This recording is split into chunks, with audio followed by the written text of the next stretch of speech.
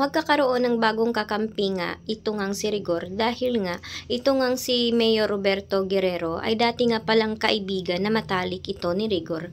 Kaya naman nang nagkita nga sila ay agad nga silang nagkausap at nagkumustahan nga ang dalawa.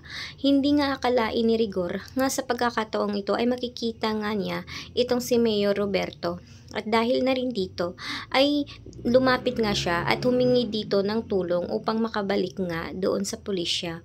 Subalit ay sinabi naman ni Roberto na mahihirapan raw umano siyang gawin ito. Subalit nga ang totoo nga niyan ay ayaw nga niyang bumalik nga ito ngang si Rigor doon sa pagkapulis niya.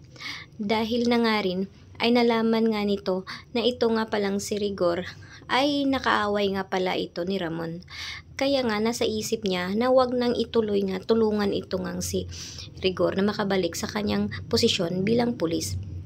At dahil rin dito ay sinabi na lang ni Roberto na mabuti na hanapan na lang umano siya ng bagong pagkakakitaan. Subalit ay ayaw naman tanggapin ito ni Rigor.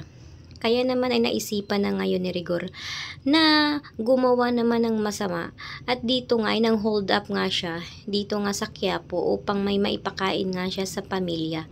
Kaya naman ay ginawa niya ito at hinabol nga siya ng mga pulis. Subalit ay mahihirapan naman silang habulin nga itong si Rigor dahil talaga namang magaling din ito. Kaya naman sa ngayon nga ay nalulungkot pa rin si Rigor dahil na rin ay wala nga siyang ibang choice kung di nga ang gumawa ng masama at mang-hold up na lang sa Quiapo kaysa naman na magutom siya at pati na rin ang anak nila. Kaya naman ngayon